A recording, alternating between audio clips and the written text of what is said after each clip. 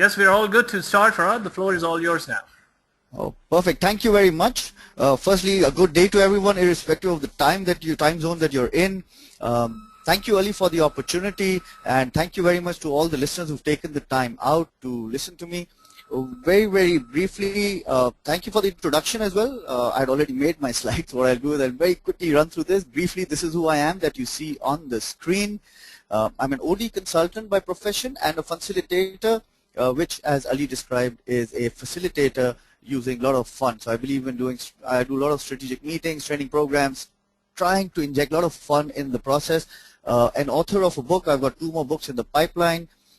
As you probably saw from my profile, I've got different businesses, and that's where the entrepreneur comes in. And more recently, I've been working with the group that works with Karen Armstrong for Charter for Compassion. My project over there is to bring in compassion into business, so that's basically what I'm working on. My expertise is generated primarily from the list of clients that you see on the screen right now. These are just few of my tutors, my mentors, my gurus who've taught me what I am about to share with you. So primarily the topic that I'm about to share with you is inspired by lots of things I've seen happening in this company, or at times not seen happening in this company, which will inshallah hopefully add tremendous value to your businesses as well. Now again, there are people from different countries, different backgrounds, different cultures. It was very difficult for me to identify a topic that could best address everybody's need. However, to move forward, this is basically what I feel you will be able to derive in the next half an hour that I will be speaking with you. This will primarily be an opportunity for you to reflect. Think about the examples that I'm sharing. Think about what part of your organization am I speaking about.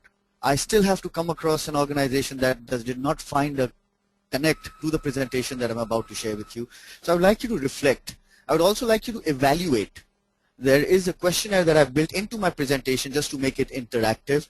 And again, I also need to live by my name of a facilitator. So let's try having an interactive session where you and I both interact, although we are not directly communicating, but I'm sure we'll do this. So there's an evaluation form about 4 times during the presentation. So my request is play along with me so that by the end of the session we are able to, as it says, assess where your organization is, and in due course also determine what are actions that you probably need to take moving forward.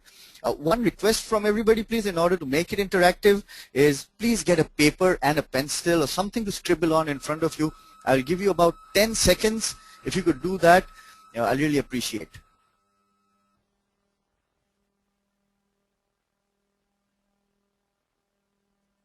And by the way, those of you who have not gone to pick the paper and pencil and would prefer relying on your memory, there's a particular client of mine at British American Tobacco, and he said something very interesting almost 15 years back. He said, a scratch on the paper is a print on the mind.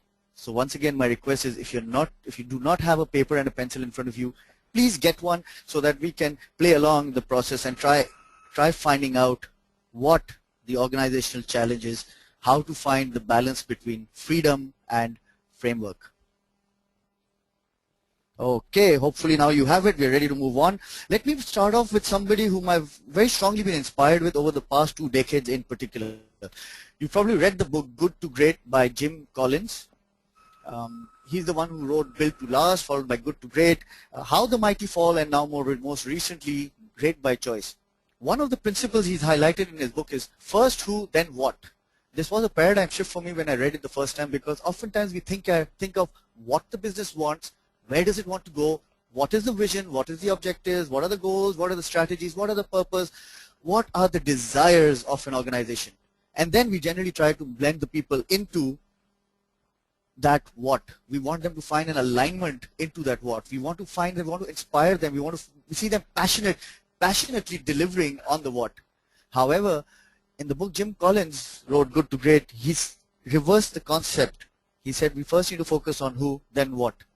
And that is something which intrigued me, which tickled my curiosity to find out why would he speak about the who before the what. And that is how my journey into the understanding of organizations, cultures, and values and principles, and understanding why is there so much of gap between what is laid out on immaculate fancy walls and yet not practice down in the corridors and the halls. So this is where it all started off with. Stemming from this, I'm basically laying a context before we go into the topic directly. Is this what you see in front of you? Corporate personality and the corporate character. Two very, very different set of things. Corporate personality is something that everybody sees about your organization. Let's say you're a telecom company, a customer walks in.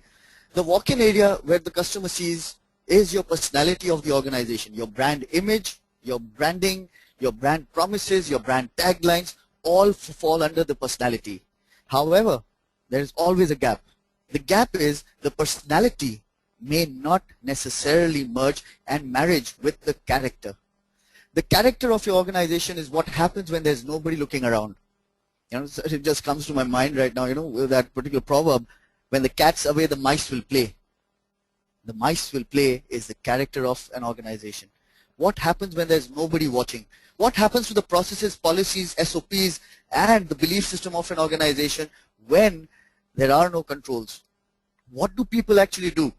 If you allowed people flexi timing, would they be as productive as you wanted them to be? Similar, and again, I'm not promoting or being biased towards anyone. Similarly, just because they come in at 9 o'clock, does this mean that they are being productive? Food for thought. Organizations need to find the right alignment between the personality and the character. There is no point in having a personality. It's just like a brand promise that does not live up to its expectations because the team members, the character don't fit in. If I were to use a financial institution, let's take a bank. And again, those of you who are in a bank would probably best be able to relate to this. No offense to anybody if I'm speaking of their department or their context. However, let's just take the front office. You have the front office. You go to open up an account. You get promises. You know, sir, this will be done in 3 days or 2 days or maybe even 2 hours. There's a personal desire to deliver. The look, the grooming, the style, the language. Everything is spick and span. The lighting, the chairs, the cooling, everything speaks about the brand promise, the corporate personality. The documents are taken from the customer, handed over to the back office, the support team. What happens then? If I'm not mistaken, you're probably giggling yourself and you're thinking, oh dear, that's where the process actually begins. That's where the real challenge starts. That's where teamwork, integrity, leadership, and all the fancy management jargons need to play their respective roles so that the client's promise is delivered on time. And what happens in the back end is primarily what the corporate character is. And interestingly enough, this entire presentation and much more work that we're currently doing is focused on working on the character of the company as opposed to merely the personality. Again, working on the character without the personality is also a particular imbalance. However, when you're speaking of the character, you need to find the balance, and that is organization by design. What is the design of your organization? For example, again, you know, a lot of how people behave, react, and do or don't do is driven by the prevailing culture, which is basically, and in the most simplest form, driven by the balance between two keywords, freedom and framework. And that is what my webinar is all about. The ability of people to work together and solve problems expands between the free space of making empowered decisions to creatively solving the unsolvable and having a structured framework that guides them to choose from a range of timeless, well-defined options as solutions. To further clarify the point, let me first move forward and explain what freedom and framework is all about. Now, these are bullet points which I will not necessarily go in the same order. However, I'll just give you a brief description. Freedom is an individual's right. Yes, you do not own slaves. These are team members with brains. They are not zombies. They have rights. Many people would also like to call it empowerment in an organization. Personally, this is much, much more. It is the space, responsibility, and trust that an organization provides to its people and how the employees would like to use it. You know, you've probably heard of Gen X and Gen Y. Those days are gone. You now have a completely new kind of people. You have the BlackBerry generation. You have what we would like to call the Genoids. You know, Genoids is a new term that while working with a particular client we just came up with. And to describe the Genoids, they are smart, technologically savvy, and linguistically more expressive than the relatively analytical Gen Y. These liberal-minded genoids like the freedom to work at their own pace, on their own plans, with the hand-picked team for their self-commitment to targets. You must be thinking this is your dream and desire employee to have. Well, guess what? Too many of these is also a big problem. But we'll get into that in a little while. Let's look at the framework side of it. As the word suggests, here we are speaking of systems and processes. This entails the establishment of boundaries and limits, often labeled as policies. SOPs, the standard operating procedures, and hierarchical limitations exist. This borders and sketches the playing field restricted with do's and don'ts. A set of tried and tested options are often chosen as best practices. A highly sophisticated structure based on complex workings with great respect for consistency versus adaptability and flexibility. There is heavy emphasis on checklists, indicators, various performance measures, and metrics to ensure consistency in thought. While there may be love for the customer, there is phonetic attraction and comfort found in conformity and doing things. Again, I realize there could be much more that could have been said over here, but this is just a brief start off. Freedom framework. As we move forward, what I would like you to consider is, look at your own organization. Look at these terms. I'll flip back a slide so that you can see what freedom is. Look at the kind of work environment that you have. Look at the kind of departments that you have, the functions that you may have. It's not necessary that an entire organization is freedom oriented. It is not necessary that you cannot have one department of greatness. It varies. But as you look at it, just think about your own work environment, the kind of people you have, the kind of environment you're giving to them. And at the same time, what kind of frameworks do you have? My guess is you've probably got very good framework. My experience of working with companies and recently doing surveys, questionnaires, tests on this particular profile, we found out there are quite a few companies who are very high on framework and little less on the freedom. However, there are no rights and wrongs. Again, as I said, to a large extent it depends on the kind of people that you have. Let me narrate to you a little story. This story is about a fresh graduate called Sophia. Sophia graduated almost 3 years back and joined a highly reputed multinational company to earn all the pride and privilege of being a management trainee. She was exposed to the best in class with all the systems and frameworks laid out to her apparent advantage. However, like happens with most of us, soon life was about getting to work and executing her ideas within the given systematic framework. No sooner did she realize that she was merely a cog in the wheel, assigned a specific task and minimal freedom. This frustration, often found in a lot of new people who join organizations, led Sophia to joining another simple, small, entrepreneurial venture where frameworks were for pictures on the wall. Freedom, or as the buzzword describes, empowerment, was sufficiently intoxicating. Although the space was there, here she failed to understand the scope of work and limits which were interestingly self-created. And soon she left for another organization that provided sufficient framework and little freedom. She may not be satisfied, but yes, life goes on. How often do we see talent going from one organization to the other, not realizing exactly what they want? Where it is very fashionable to ask for empowerment and entrepreneurial spirit within people, it's not really possible for everybody to be ready from day one. It requires effort to create a system and an organization like that. So, this is where the balance comes in. This is what we have. We have the high freedom, low framework that we've labeled as entrepreneurial oriented. You have on the other extreme high framework with low freedom. This, for convenience purposes, I've just labeled them as hierarchical oriented. Something which I very rarely found, because such organizations do not survive, but departments do, is low freedom and low framework, manager oriented ad hoc, and the desired high freedom, high framework. This is what discipline growth oriented is all about. This is what perhaps all leading management gurus would speak about. It's the karmas of the organization that deliver the results within a given framework. So this is what, let's go into each one of them one at a time. Let's go to one of my favorites, high freedom, low framework. High freedom, low framework. This is an orientation which is highly categorical in organization that allows for more freedom and relatively less framework, as it says. These are entrepreneurial small setups where there is parallel focus on survival and growth. Although many large companies and big MNCs speak of this, the fact is that the market dynamics, shareholder structure, and sheer size would make it difficult to allow for such a culture. Oftentimes we come across people and they give us examples of 25, 30 people organizations, whereas they themselves may be in thousands. The cultures are different, the systems are different. Copy pasting is just not possible in that case. It is ideally cut out for small sized companies that place greater importance on being adaptive and more responsive instead of following SOPs. Indicators keep on changing in such companies, and performance measurements are merely a luxury and a feel-good factor from time to time. Here you will find key principles and values of the business laid out, customers identified, and then employees are let loose to wow the customer. That is the only driving force. It provides employees with a wonderful opportunity to create, innovate, and execute at their own pace, because it's a small team, everybody has to deliver.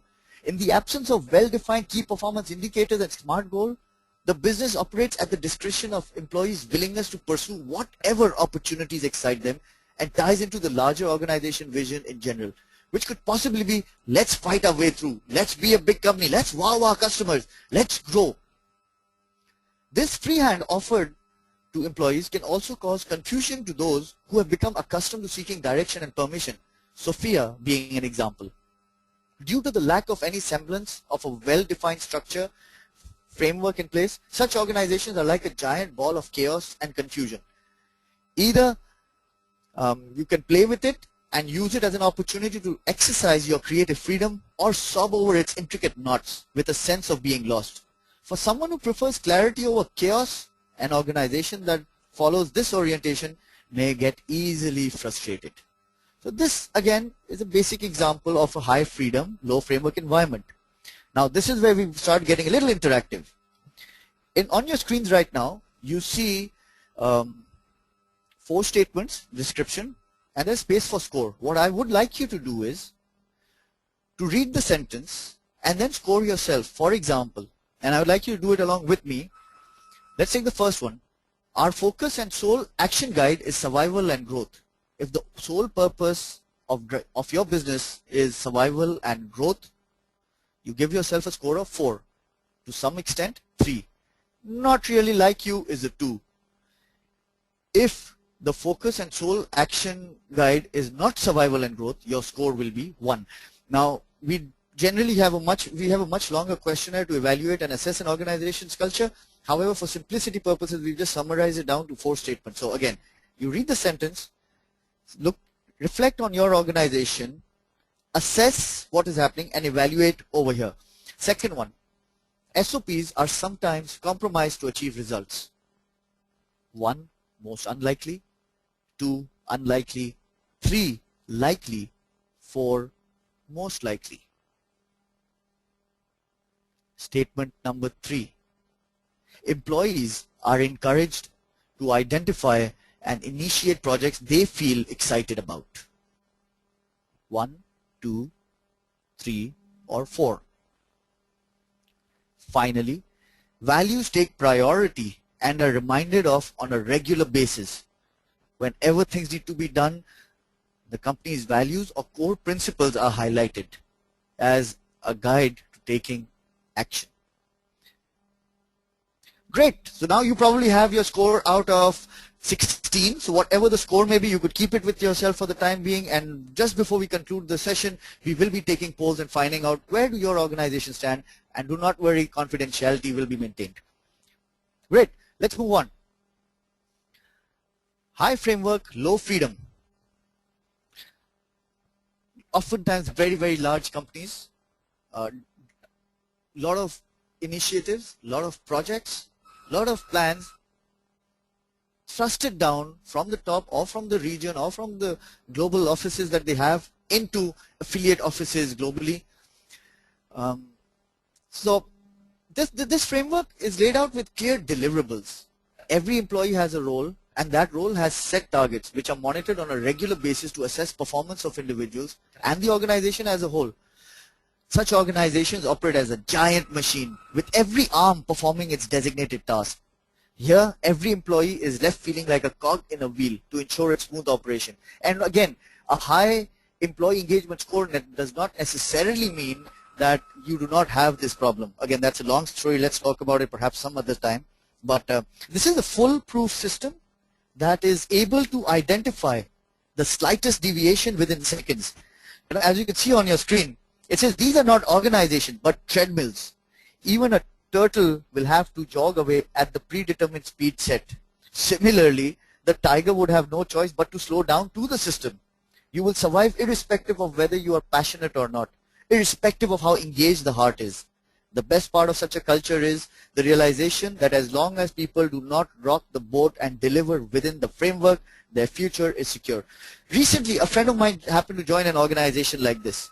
She left a very, very empowering, high freedom, high framework environment to go into another environment, which from the looks of it was much bigger, much more attractive. However, little did she know that she had to slow down. That is not what the organization wanted. And then you find managers and specifically HR wondering what is happening with the talent, how to retain the talent. You were able to attract it with the brand, with the corporate personality. However, because the balance was out, the corporate character did not live up to its promise of the corporate personality. There was again, there's another company. I'm not going to give you his name. Maybe, I don't know, maybe one of you is working over there. But there's another company, they called it, they took a nice 3 years to convert themselves from a high framework gradually onto the freedom, because change in this organization takes time. They called it, and for convenience purpose, I'll call this the company ABC. They said company ABC is on the move. That on the move took them over 5 years. It takes time. Centralized decision making is an absolute necessity despite the fast-paced market which thrives on flexibility and quick responses. And although you'll find people using these words, they may still not be able to practice it because the mindsets have not shifted. And unless and until the mindset shift, I'm sure all of you are aware of this, you cannot bring about the change you so desire. So this is what it is. High framework, low freedom. A lot of systems, processes, policies in place. As long as you go by the rules, you have a job which is secure. Once again, let's see how you score your organization on it. And again, I will very slowly read it. My request is please give yourself a score on a scale of 1 to 4. Every employee has a clearly defined role and is measured against it. The key word over here, measured against it, which means your performance management system is actually very, very clear to everybody and transparent. Okay, you probably scored yourself. Second statement, we believe completing and doing one's job is the key to problem solving in business.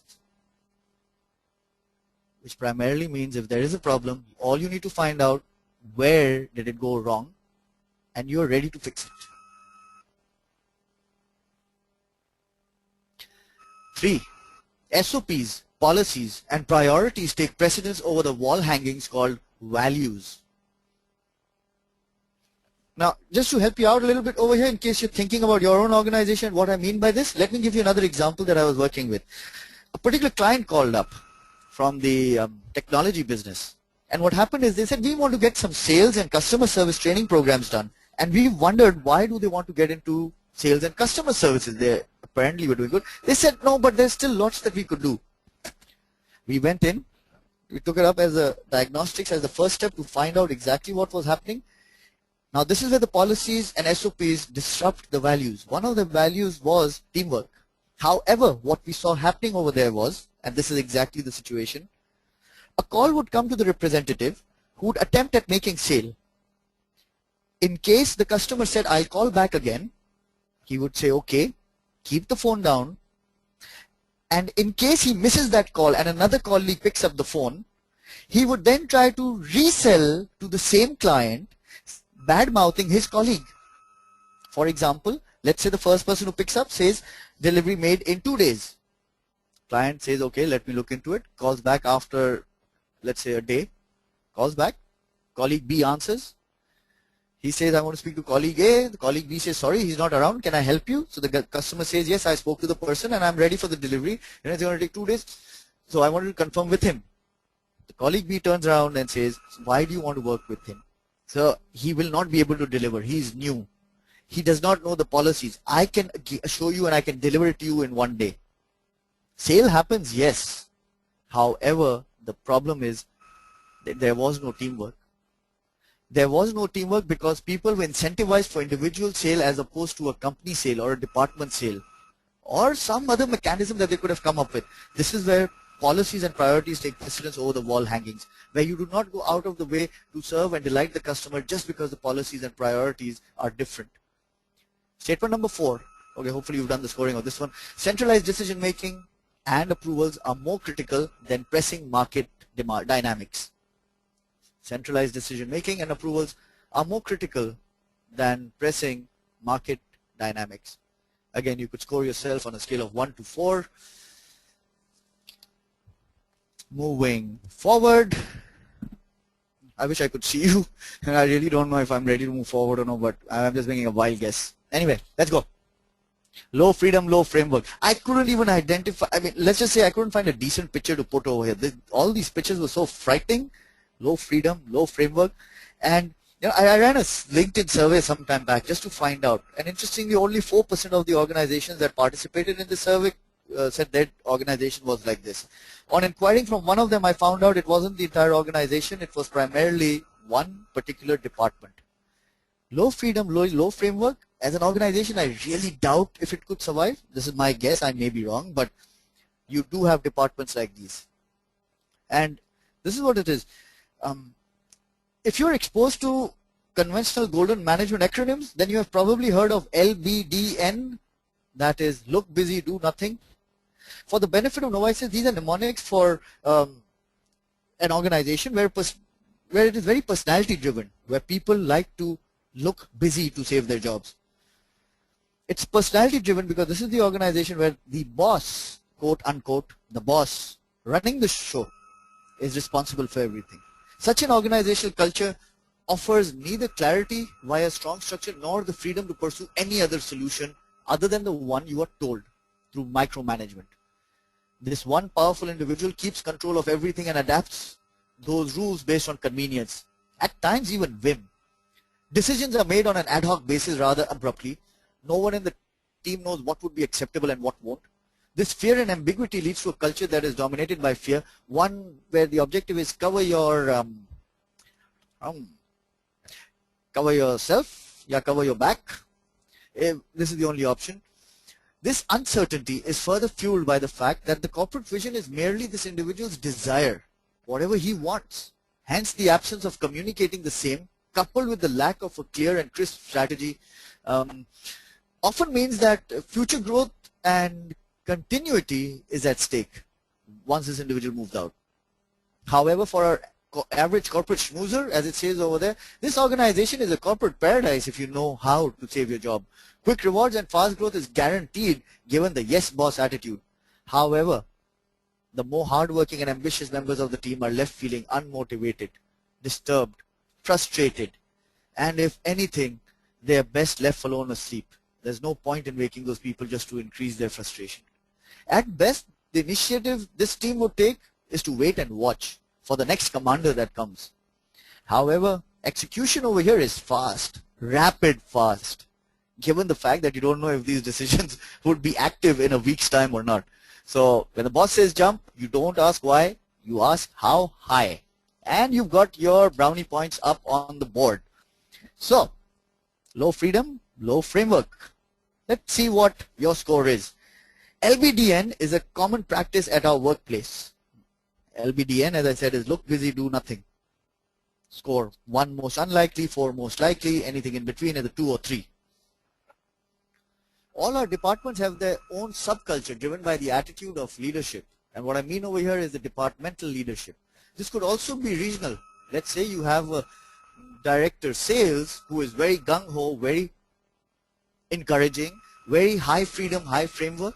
However, you have a regional manager who practices the low framework, low freedom mechanism. Is too busy saving his own job. Everybody in one region is very frustrated compared to the other region. In case you've done employee engagement survey and these are the kind of results that you've seen, if the departments are having different subcultures, it's an indicator there is something wrong with the framework and the freedom.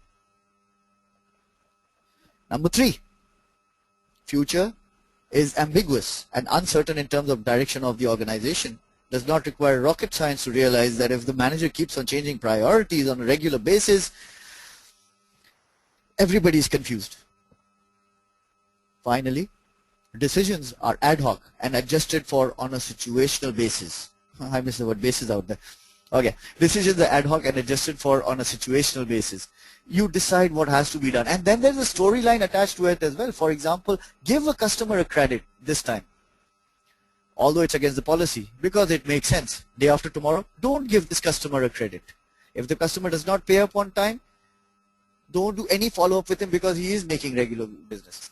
Similarly, a day after that, let's give him. So it creates confusion for the people. People do not like to work in ambiguous environment, especially if it is driven by personalities. Market dynamics, everybody is mature enough to understand. So you've probably gotten your scores up for this one as well, 1, 2, 3 or 4.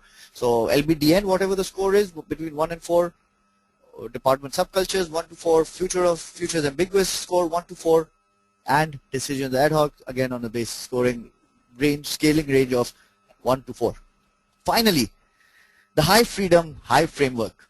Yes, you do have lots of organizations like this. There are many, many organizations. Again, they may not necessarily be able to directly compete with them. However, there are lots of people, lots of organizations which are like this. This is not an ideal culture, nor is it hypothetical. Many speakers, management gurus and experts have defined it in different ways and forms. For example, Jim Collins again in his book Built to Last calls it preserve the core and stimulate progress. Briefly, even in his book Good to Great, he speaks about 3 kinds of discipline: discipline people, discipline thoughts, and finally discipline action. A culture that is high on freedom and high on framework, now this is where the balance comes in, is one that is identified and religiously focuses on its core drivers, principles and agenda. There is no ambiguity in terms of what the organization wants and how it sees itself achieving it. The knowledge lends the team the belief in what they stand for. It is not a family culture, but a cult where individuals are orchestrating together and producing harmony in the form of business results. Conviction with clarity of thoughts stokes the fire to meet its goals and grow. You may be thinking this is fantasy, but it is not. Probably one of your organizations is doing the same. Here, even though the framework is high, people are given the space to define and search for excellence in their job. Statistically, and this is where you have some of the information you see on your screen, researches such as those conducted by Intelligent Office in America and Canada support this desire of individuals seeking freedom in terms of their work styles by opting for alternative locations as opposed to office cubicles. With an upward shift in this trend, a surprising 70% people work from alternative workspaces. This is freedom for people who want their own space. Coffee shops and libraries have been ranked as an absolute favorite hangout spots to work independently at 28% and 29% respectively. Just look around, probably you've seen Starbucks, you've seen Costa Coffee, you've seen so many other brands, coffee shops. They've just sprung up all over the world. And you have people sitting and working over there. That's what iPads and the Galaxy tabs and the new Windows 8 allows people to do. It gives them the space to work where they want. And interestingly, this figure is on the rise as the new generation of freedom-craving employees search for a more unconventional approach to stimulate creative ideas for a refreshingly new set of challenges that this modern-day organization faces. An opportunity for people to be suffocated by the use of systems and processes is a bare minimum, and rewarding and recognizing initiatives that enrich performance is on a high. That's a question you need to ask yourself. What are people in my organizations rewarded for? The focus is on productivity here and not activity, and all measures and metrics are designed and support the choice of freedom. Are all initiatives successful here? This is where I would borrow from my mentor, my guru, somebody who's inspired me significantly, Tom Peters, and highlight the need for rewarding excellent failures. If your business has not made any mistakes and not failed over the past year, you're merely surviving and you don't have creative souls coming to work, but simply self-movable bodies, best described as zombies that are able to execute naturally. Opting for this quadrant as your preferred orientation necessitates lots of maturity and understanding between team members. Trust is a given in this culture and not something they are trying to instill. Decisions are made on principles and not personal likes and dislikes and the whims of the manager, while consistently trying to redefine the future and thinking how the organization would be structured 2 years from today and the freedom and framework required then. The vision is attractive, it is there. But what does your organization structure looks like 2 years from now? That is the approach which is required. We were working recently with a client who wanted to do a visioning exercise, and we said, let's park the visioning exercise. If you really want to get into coaching your managers, ask yourself the kind of people you need in 3 years from now. Look at the kind of skills they need to have. Look at the values they need to possess. Look at the timelines and the time management skills they need to have, in particular time management skills, because that will determine the kind of frameworks you set today with the right level of freedom for the future that will help you achieve your long-term visions and all the other fancy words you've heard. Interestingly, all the 4 scenarios are not restricted to entire companies. Often departments and functions may end up adopting any of these balances. Before moving forward, let's very quickly do a assessment of this one as well. So again, 4 questions. This is the last round. Here you go. I had a picture. Anyway, here you go. High freedom, high framework. Score yourself on a scale of 1 to 4. Our philosophy is productivity is not equal to presence, which means you do not need a zombie coming in at 9 o'clock, checking in, or 8:30 or 8 o'clock in the morning and spending the time till 4 o'clock in the evening. You need the job done. This is a philosophy. Productivity is not equal to presence. You need to ask yourself if your organization has this philosophy. Genuine mistakes are celebrated and used to revise strategies. One point of caution over here, oftentimes people ask, that means we keep on making mistakes, then when do we start delivering? Very simple. You make a mistake once. You probably heard that, again, another quotation. It says, fool me once, shame on you. Fool me twice, shame on me. So, mistakes, well-documented learnings, not to be repeated again. And again, mistakes cannot be so drastic that you have to shut your business down. Probably it's somewhere in the process of doing something great, you made a mistake, fix it, move forward. Our processes, policies, and systems promote the culture we choose to have. Again, coming from the technology company example that I gave, look at your own policies and processes. Does it allow to marriage the values, the principles, the code of conduct of your organization with the processes, policies, and systems that your organization has? Finally, people understand why you come to work. If they do not know why they are coming to work, if they cannot answer this question beyond the basics using from Maslow's hierarchy of need, if the reason why they come to work is basic necessities, because they do not have an option of another job, because it is safe and secure, you do not have motivated and inspired people. You have people who are coming in, who are moving away from one dissatisfaction to another lesser degree of self-satisfaction, but the problem still continues. Well, this describes the 4 key balances wherever your organization is on the basis of this. Just to summarize it, although they say a fish rots from the top, there is no hesitation in stating that it is the middle manager that determines the culture. All of these, again, as I said, does not necessarily need to come from the top alone. No wonder they say that your culture can eat your strategy for breakfast every morning. You could come up with the best of strategies, how flawless they are in their design. If it is not aligned to your culture, the who, the what is a big failure. Your corporate culture can either be your friend or foe. At the end of the day, it's not about how well your corporate culture is defined, instead how it is truly lived in the souls of your people. The values you state versus the practices you encourage. The freedom framework model does not attempt to categorize your culture on the basis of your corporate values. Any organization has only 4 to 6 core values. That forms its corporate culture.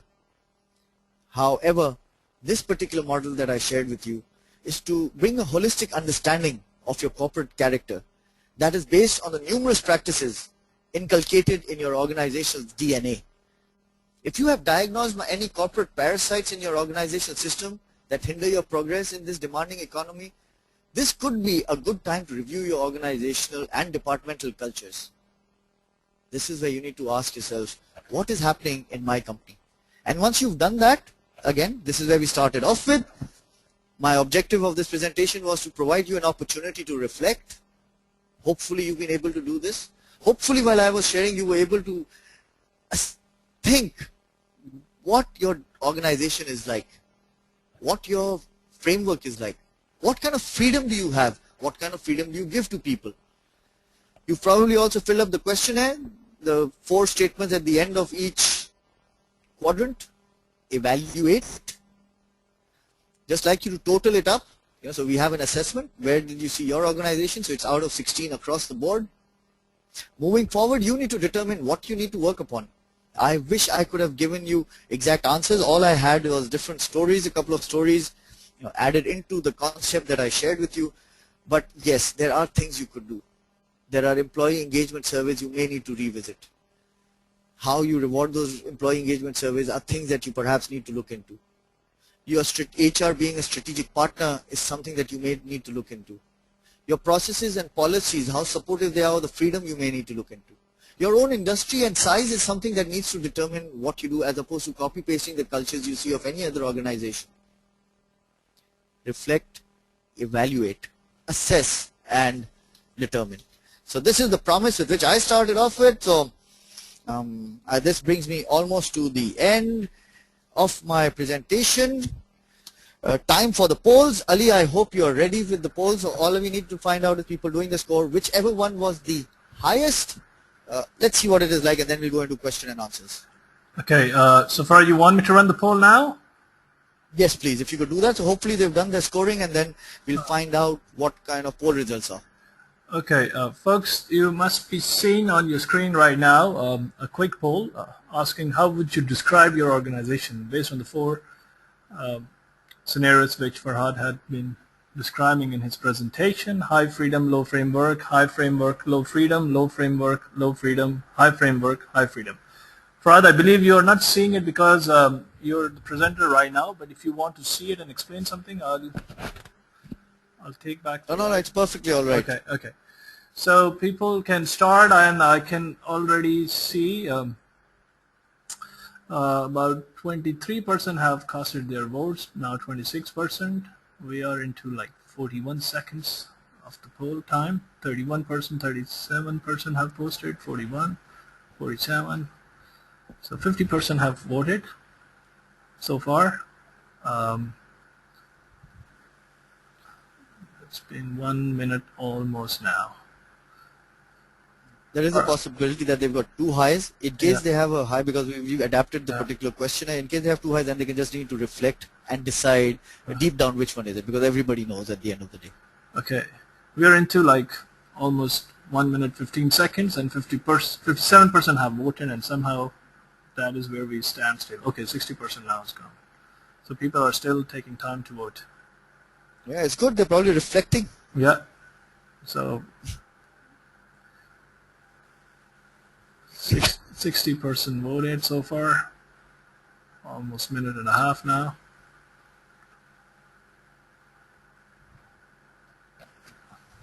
So you let me know when should I pause. I think the 3rd minute, 3 minutes is good enough. Okay, all right, fair enough.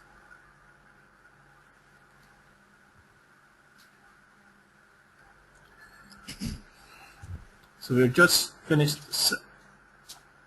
We're into second 2 minutes. 62% now have casted their vote.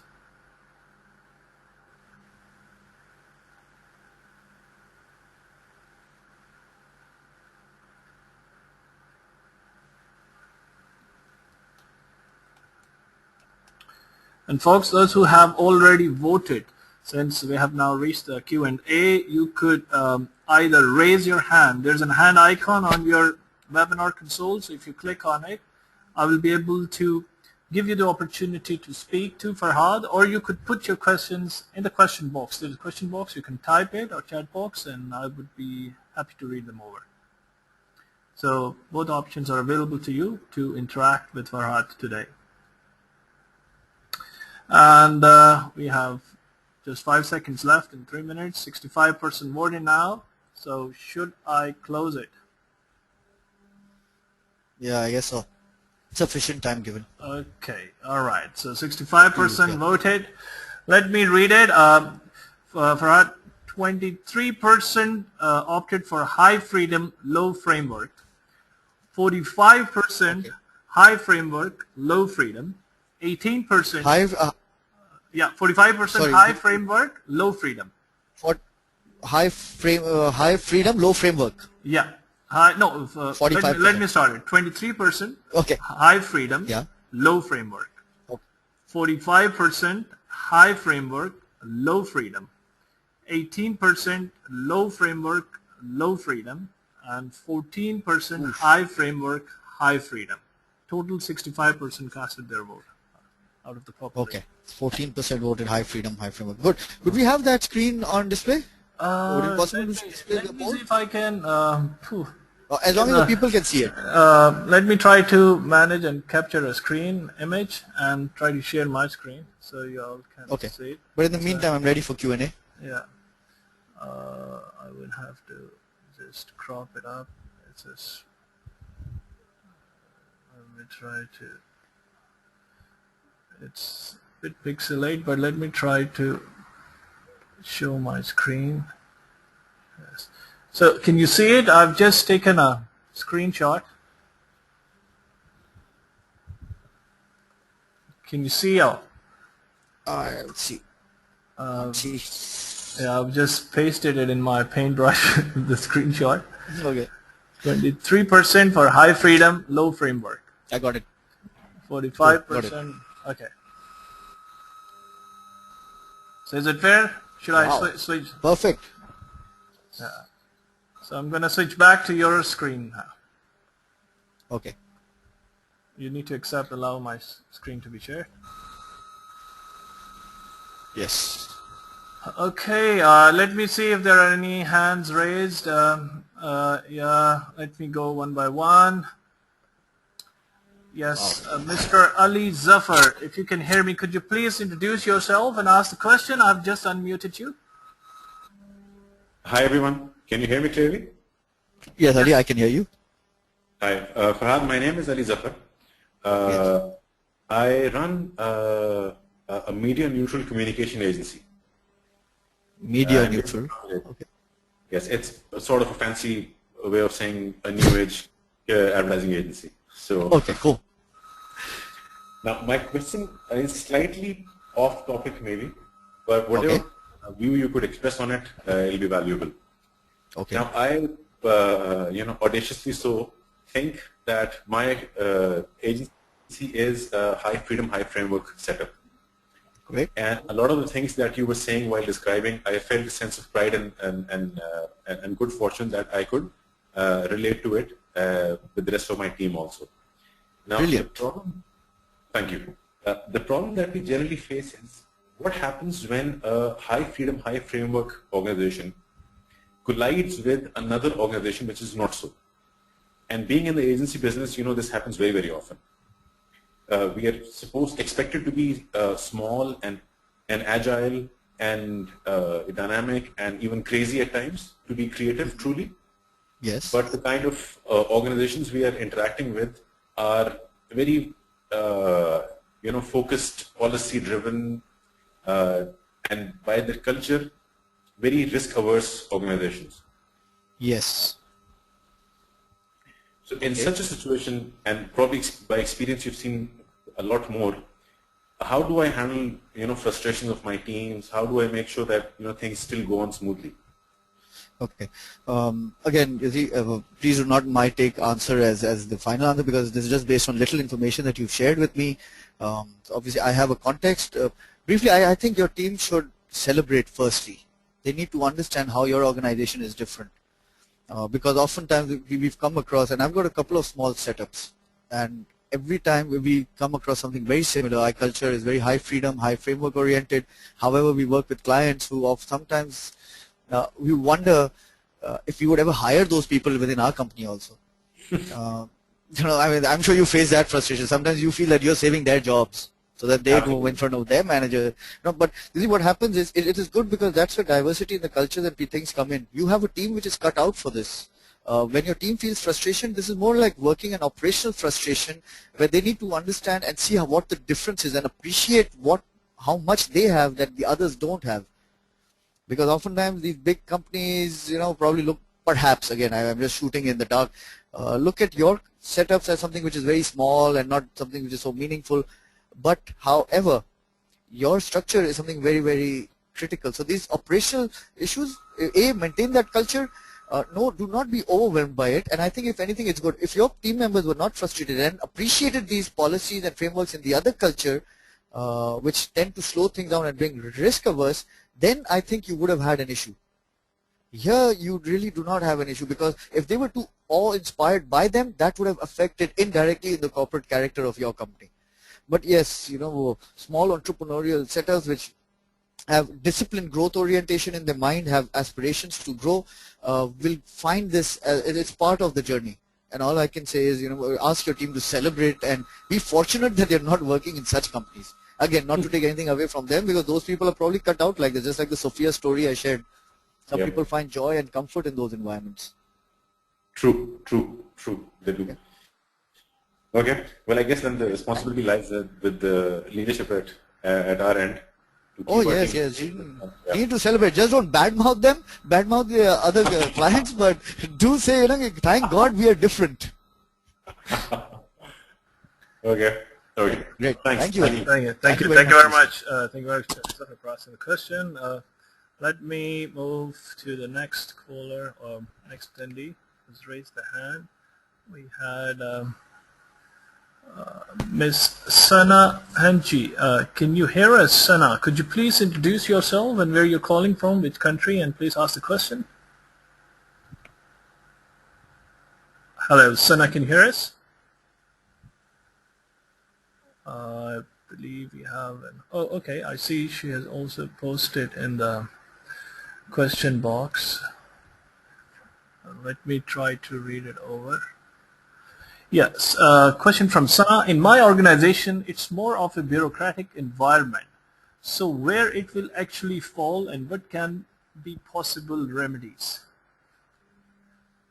Okay, very, very briefly, in the interest of time, and again, since I do not know the background of the company, for example, some organizations are meant to be very bureaucratic. Some institutions are meant to be very bureaucratic. If your organization is bureaucratic, that is high. If you feel it's highly bureaucratic, it is high framework, low on freedom. High on framework, low on freedom, because there's a lot of bureaucracy and red tapeism and policies and processes and SOPs that get into the process. The remedy, again, depends at what level of management she is at. If she is, let's say, if Sana is a middle manager, two things you could do. First, try seeing what people down the line below you are saying, because as I said, this particular balance can also be department-wise downwards. For example, you may find, taking Jack Welch as an example, and again, this is just based on the readings of the book that I've been able to decode, and this is my understanding. He was working in a very, very bureaucratic environment. However, his team members would always find high freedom and high framework. So it's like whatever pressure comes on me does not necessarily needs to be multiplied and pushed down the line as well. So as a middle manager, you can influence the culture that happens down the line. And if you're a middle manager, you have your scope as well. That's where change would actually begin from. If she feels that this is inappropriate, if she feels, again, I'm not saying that bureaucracy is wrong always. If she feels this is inappropriate, she needs to look at the culture down the line, use this as a framework, as an idea, do something down the line. If they're right at the top, get the strategy in place, speak to the senior manager. We've done this for a particular oil and gas company. There's a particular tool we use. It's called the Organizational Culture Assessment Instrument. We get the senior leadership together. We find out what kind of culture they have. We then ask them, what kind of culture do you want to have? And then accordingly, you make action plans. That is when the change starts right from the top and drills down. This is also very interesting because although it may seem it's common sense, it really isn't. This particular oil and gas company that we work with, first we did a survey with the people to find out how they feel. Then we came to the management and said, what do you think the organization is like? Then we showed them the reality, able to identify the gap. Interestingly, except for the country head, everybody else felt that the problem lied down the line. And it took us 1.5 days just to convince them, the senior management, the directors, the management committee that you are part of the problem. So again, depends on what level Sana is at, and I'm not too sure about that. So that's my reply, Ali. Oh, thank you. Next question from Brother Muhammad. Do you consider discipline opposite to high freedom? And can you share an example of a high freedom, high framework? High freedom, high framework. Okay, I think Ali Zafar could have messed up because he was live on the thing. Okay, let me start off first with the definition. Discipline and high freedom. You see, discipline does not necessarily need to be too regimented. Discipline is result oriented. You know, for example, how you choose to do that. If you say you're going to do things in a particular order, you do that in that particular order, you are disciplined. For example, let's just say for some people, how you come to the office may be a big area of concern, irrespective of the industry. For example, let's just take, and I'm just taking casual examples. Let's just take the advertising agency. Maybe, except for the people who meet the customers, may not necessarily very formally dressed, but they need to come on time. There is a particular code of conduct they need to follow. This means you are giving them the freedom to do this. Because, I'll give you another example. I worked with a particular FMCG, and yes, it's an FMCG where the back-end staff was supposed to wear a tie to work every day. And this is when all the other leading FMCGs, and this is a multinational company, had long forgotten even how to tie a knot. And we had senior managers speaking to the country head, and senior managers said, can we please move away from the tie policy? The country head turns around and says, okay, do I see a 25% growth in sales if I ask if we change the policy? You see, wearing a tie has nothing to do with the discipline directly. Or for that matter, even, you know, you come to work at 9 o'clock, but if you're not productive, what's the point? So discipline is anything that you agreed with in terms of principle that you will do is what I mean by discipline. And that is what freedom is. Lots of examples that come to mind. If I were to give something which is very common, again, my context and my examples may be different, but let's just take an organization perhaps like Google. Google's very big. We've all heard the Google story. We've all heard the Google office, the beanbags they sit on. Somebody, again, it's just how you define that is very, very important as well. So advertising agencies, again, high freedom, high framework. Apple possibly high freedom, high framework. And again, I'm using these examples because probably people can relate to it best. So these are global examples, but there are a lot of other smaller companies that I've seen practicing the high freedom and high framework. More recently, a client of mine, an FMCG based out of UK, and they have offices all over the world, is a classic example of this freedom and framework. Again, their clients, I cannot be taking their names, but yes, possibility is there. There are lots of organizations. I mean, interestingly, your own survey showed a surprisingly low %, but there are. Ali, over to you. Thank you. Let me move to the next attendee, Afshan Raouf. Afshan, you've raised your hand. I've just unmuted you. Could you please introduce yourself? Where are you calling from? Which country? And ask the question. Afshan, can you hear me?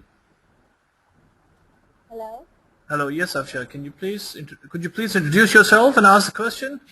Bit loud. Hi. Yes. My name is Afshan. I'm a management trainee in one of the local FMCG industry company, and my question is, I'm really not sure where to put my organization in which framework that you've provided the 4 quadrants. To be honest, if I take it, it may be just a low framework and low freedom kind of environment. It's a typical safe kind of organization where not much freedom is there to learn or grow or nurture yourself. And I'm not in a position to even bring a change or, assist in bringing a change. So how should I go about it and, Wow. Hi, Afshan. Farhad here, you've asked a very, very long question. Maybe we continue that discussion sometime. Okay. But, okay, this is where it goes. Local state companies can also be high freedom and high framework. B, I understand it is very difficult for you to place your organization, especially if you're looking at it from a department to department basis. If you're thinking of it from department, again, I do not really know the name of the company, but in case you're looking at department to department, it will be varied. It will be varied. That means there's low freedom and low framework. So in case you're struggling, trying to pinpoint and say, okay, this is what my culture is like, probably the culture is low freedom, low framework, because there is a lot of subcultures which are existing in the overall scheme of things. How can you bring about change as a management trainee? A, enjoy the ride.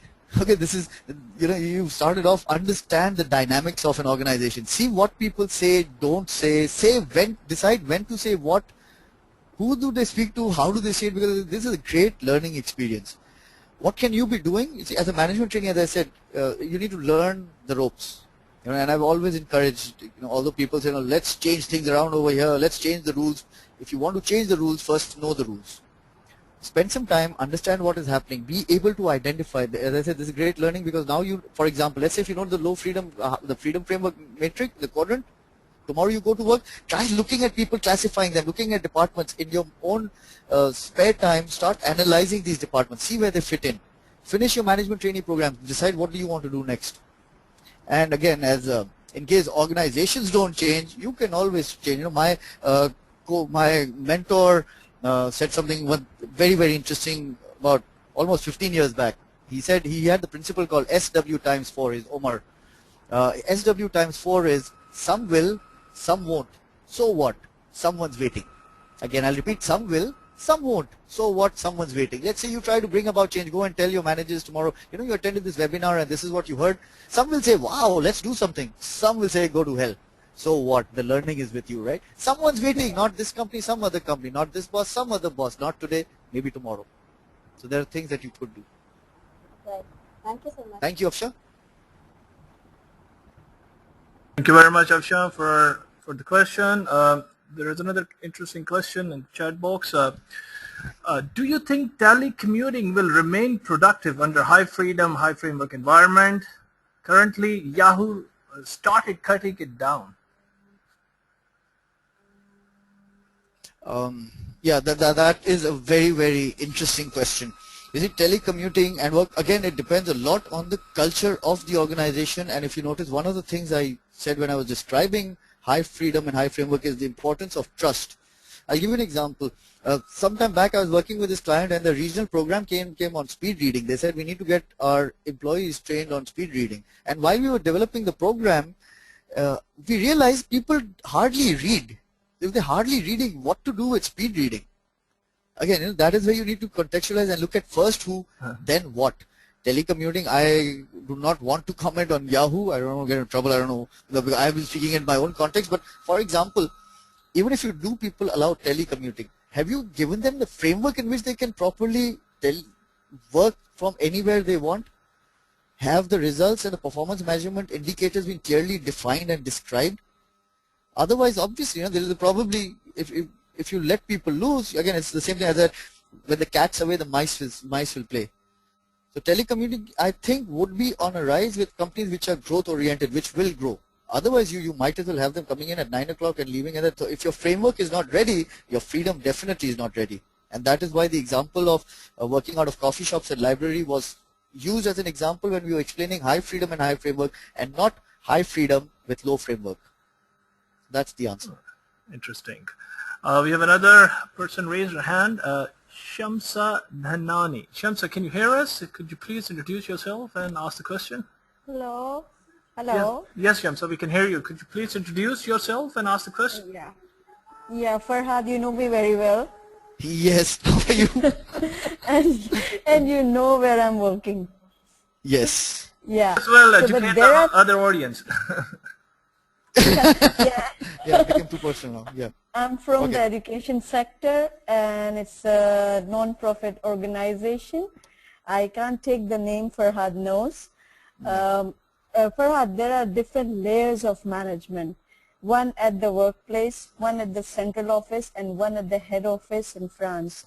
But the problem here is too much of hiding things. They keep things in gray area and middle management, and we are not aware of that, and then we are told, yes, this is what you have to do, and then it creates a lot of frustration. And I know it's high framework and very low freedom. Now, how to deal with that? Yes, very low freedom. Again, at your level, you could probably be thinking about what are things that you could start at your level. Because again, if you're feeling like, interestingly enough, this is like any kind of change. It is not only one person who's feeling this. There are generally more people at your level with your people feeling like this. Even my immediate boss. He goes, oh, brilliant. So at least you have a support mechanism as well. Maybe what Yeah. you need to do is get the team together, speak to people higher up, because this is not one employee or one person's problem. It is the entire team's issue. This is what they are facing. Exactly. I know that organization has lots of very, very tight framework, and a lot of people are probably using it just to protect their own freedom. So it is best. So it's a very low freedom environment. What you could be doing is, in such an environment, get the team together, sit down together as a team, determine what's the face that you will put forward in front of the others, because often as people are also scared. Let's say if you're sitting in a meeting, there are 6 people with you, everybody's thinking of raising the point, but not everybody will. This is where you as a team, I'm not saying, okay, maybe to some extent, leading a revolution of change for the better, but if you think it makes sense, if you can create a case for its relevance and need, put the team together, promote this. And again, this is something I recommended to Afshan a little while back. Even if the top management does not listen to you immediately, ask yourself, what are you doing down the line? And this is generally what the seniors would require. Let's say if you try to bring about that change below you, you could get a reaction from the top asking you to quote unquote behave yourself. This is not how management is done. If you are able to meet their framework requirements, again, if you are able to meet your organization's framework demands, your managers, your senior managers' framework demands, which is the results, you can always turn around and say, how I do it with my team is my choice. Because you are giving the numbers. That comfort, that confidence will come when you're delivering the numbers with conviction. So if you're delivering on the deliverables, the people, they may raise issues, they will never raise severe red flags. So 2 things you can do: put the team together, make one face, bring one face, speak to the team. B, change the culture down the line from where your team is. So your country, your city, your unit, your small office, start the change from there. Let the people see, because often I was speaking to a client sometime a couple of days back, and we came to the conclusion that people are not necessarily bad. They've just not been exposed to the right way of doing things. And exposure does not mean training. Exposure is attempting to do things in a different way and achieving the same results. Yeah, but we have tried in the past, but what happens, actually some consequences are also shown, like if you are going to do this, these are the consequences, then our hands are tied up. Yeah, they can probably show consequences with one person, not a tsunami of change. Yeah. Because therefore I say it's very, do not go single-handedly. That was the first thing that Exactly. It needs to be Yeah. the entire team that stands together. Yeah. If the team stands together, you can drive change. One individual would obviously be considered as a thorn. Exactly. Yeah, thank you, Farhad. Yeah, thank you very much. Okay. Okay. Thank you very much for asking the question. Another interesting, I think we can take another couple of questions, and before we conclude, an interesting one. The question is, we found mostly there's a major personality clash with employees who are genoids and with those who are normally hired for high framework side of the organization. Both are productive in their own tasks, yet there is a major challenge in bridging relationship among both to create a culture based on harmony. Yes. There is. So you want to know how to resolve it? Yeah, I think the question is it's a common question, I don't know. We agree to it, very I guess. quickly, irrespective, this is where experience and the youthfulness have a clash. The maturity of the people who've been there, done that, versus people who've just joined and are filled with energy. It's the people who put them together's responsibility to make sure that they work as a team. It may sound very cliched, but yes, it's a culture change. You need to put people into one room and again, brutally discussing what needs to be done, bring the team together. This you need facilitated sessions, definitely. I just finished an assignment recently, same thing, cannot give you the name, but we got everybody into one room and we said, okay guys, what do you want to do? Because you definitely can't do it. How do you see business? How do you see business? Both of you will not be able to drive business results till you speak together. In fact, I'll tell you what, this particular team, whoever's made this comment, start off by showing them the movie Remember the Titans. I'll not say much though here. Okay. Once they watch the movie, then they can probably get in touch with you or me and then we can talk further. All right. Well, folks, we have lots of questions. Let me just move to the chat box and see if we can pick another one. Okay, is there any short one? Okay, we have one from Brother Rahim. How an organization go from high framework, low freedom to high framework, high freedom? In your point of view, That's which from is high the best? framework? how an organization should go from high framework, low freedom, to high framework, Okay. high freedom. In your point of Okay. view, which is the best freedom and framework outlook? And as an entrepreneur, which Okay. freedom and framework is good for the team? Okay, on the face of it, because again, you need to understand, I'm not aware of his background, his business, his conditions, his environment. As I said, there are a lot of things that go into determining which one works best. If you notice, I just said even bureaucracy is good with certain types of organizations, with certain people. So I do not want to comment directly, but on the face of it, yes, high freedom, high framework is very, very attractive, lucrative, and most successful companies do have high freedom and high framework. Answer to your question, how can high framework companies move into a high freedom environment? You need to be able to define that freedom first. What does that freedom actually mean? You need to be able to, and this freedom definition would primarily come from the set of corporate values, because freedom is a lot to do with a person's attitude and thus the behavior that people display when they come over to work. So when you're looking at the behaviors stem down from your values. For example, let's say your value is teamwork. How do people show that teamwork? Are the set of behaviors. Let's say your corporate value is respect. How do people show that respect? Once you've been able to define it and clarify it with actionable behaviors, you are then in a position to allow people gradual freedom. It does not happen overnight. It is not a single assignment. It's not an overnight thing. One company that I work with took them about 3 years to bring it down. And again, what you do is the behaviors that you've identified, anything that you've identified year 0, year 3, it needs to be part of the performance management system. Just to make sure that that freedom also has some sense, and that is where freedom merges with framework. So you need to be able, so it's a relatively long process, but begins with defining the freedom. It's just like, for example, our other friend commented about Yahoo and telecommuting. Define the freedom first and see how it matches with your framework as well. Then try merging everything together. So that was my reply. Brother Rahim, I hope it was sufficient, otherwise you can always write to me. Yes, folks, that really brings us towards the end of the webinar. I would like to thank you, Brother Farhad Karamali, for your valuable presentation which you have shared, and it was quite a comprehensive and turned out to be quite an interactive one indeed. Folks, we are recording this webinar and we will be uploading it on our community. I've just shared my screen so you can just have a quick glance of our community site, whereby we will be uploading all the archived webinars, video recordings, soft copy presentations, and you could download a number of other presentations given during the various webinars or other programs at Mile. We are in the process of populating this community, so please feel free to join in, and you can join a number of community practice areas on emotional intelligence, KPIs, which are being moderated by the subject experts. Meanwhile, thank you all for joining this webinar, and especially, once again, thank you, Farhad, for a very, very interesting presentation. Any concluding remarks you would like to give? I'd just like to thank people. Thank you very much. And again, reflect on what we spoke about, evaluate, assess, and determine what you need to do at work tomorrow morning. So thank you very much, folks. Thank you very much, Ali, for the opportunity.